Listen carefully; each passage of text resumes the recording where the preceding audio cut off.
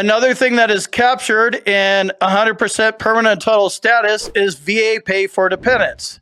So this one means you need to have a 30% VA disability rating, and then you start getting paid for your dependents. There's lots of dependents. Click on this link below. It'll show you all the breakdowns of children, mothers, fathers, all the people that qualify for it. If you're not service connected, 0, 10, or 20%, there's no VA dependent pay. That starts at 30% or above. And if you're 100% permanent and total like me, you get it. And also another place to learn about this stuff is in my boot camp. Check it out at combatcraig.com. There's a link in the description. Property tax exemption.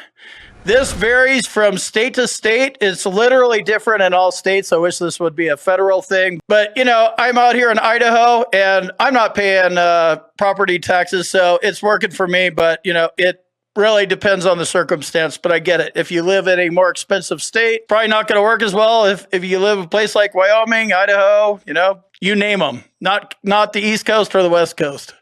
Many states offer property tax exemptions for disabled veterans, but there are 18 states with full property tax exemptions for 100% disabled veterans. That's huge. Let me know if you're on one of these. While not all 50 states offer the same tax brackets for disabled veterans and the criteria to qualify for a waiver differs, it's in your best interest to check with your state county assessor's office. And this is wide ranging. So this is something I learned on my own. So I live in a county. I live outside of a city.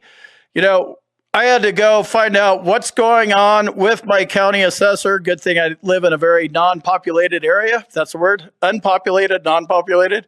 So walk right in. Nobody's there. And she laid it all out for me. You fit here. This is the form you need to fill out. And this is something that I need to do on a annual basis. I need to do it between January 1st and I believe it's tax day, like April 14th. And I have to submit this thing, property tax exemption. I need my homestead thing. And then I do the disabled veteran thing, just calling them things because they're things. And then I don't pay taxes. So, it works differently for different mortgage companies and in different states. But county assessor will know what worked for you and what's available. And if they don't know, they'll get the answer, unless they're like the DMV, and then they are DMV people. Chapter 35, Dependents Educational Assistance for Dependents. This is the DEA program, and nope, I don't mean the DEA that the Pablo Escobar DEA. Different DEA, the good one. The VA Chapter 35 Benefits Program, also called Dependents Educational Assistance, provides education benefits and or special restorative training for eligible dependents, children and spouse, and survivors of certain veterans and service members. Eligible dependents can receive up to 36 or 45 of full-time or equivalent benefits for any of the following: college, technical, vocational, degree programs, independent study, online distance learning, or correspondence courses. It's wide-ranging. There's a link for that in the description below. Check that out for your dependents. And if you need medical evidence, hit up my med team. There's an email address for them in the description as well. The sixth one on the list is Chapter 36, Personalized Career Planning and Guidance.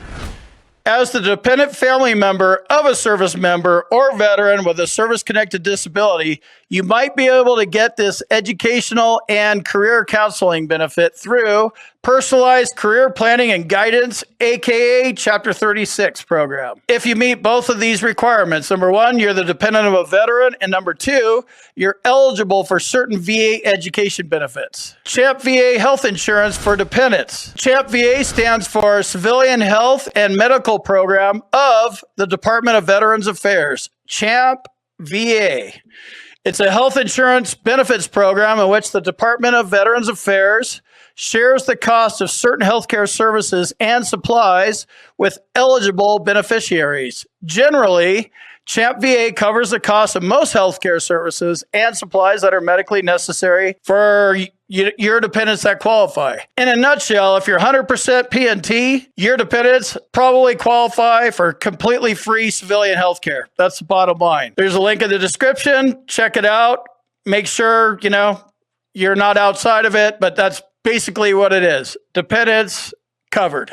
And if you need medical evidence, hit up my med team. There's an email address for them in the description as well. The National Parks Veterans Benefit.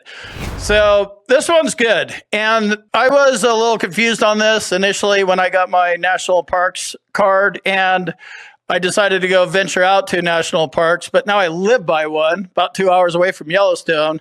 So little fun story. Drove from my spot in Southeast Idaho, went to Jackson Hole, Wyoming. Raise your hand. You ever been to Jackson Hole? Yeehaw. Pretty bitchin'. So from there, I was like, all right, let's go check out the Grand Tetons. We're kind of doing tour guide thing, like Out of Towner came. This is probably 2 months ago. So cool. Grand Tetons are right there. So I don't know. You see them, Grand Teton, which is about 14,000 feet. You see it about 10 minutes down the road. But to get into the park, Grand Teton National Park, I don't know, it's probably a half hour, drive up to the gate. I don't have my card. So I was like, I don't have my card. And I showed him my, VA ID. And the guy, it's total shift. It's so unlike going to the VA where they just think you're a number and whatever, right? It's like, oh, you're a veteran? Perfect. I'll just give you another card. So I got a new card and they let you in for free. So normally for normies, it's like $35. You got that VA card, it's free. And then, if I had my card, they still would have checked for my VA card. So make sure you have that. But everybody in the car gets in for free. So moving on with the trip, went to Grand Teton, drove through that. And that takes you to the east entrance of Yellowstone. And then you have to, pay again. I don't know how it works for normies because I'm not a normie. I'm a veteran, disabled veteran. So I just cruise right on through, show my card again, show my ID again. Make sure you get out to the national parks. If you don't live by them, I did that for a long time, move somewhere where they are. Next up on the list is Glacier. And yes, I do all this stuff sporadically when I'm feeling all right, feel like going outside of my basement.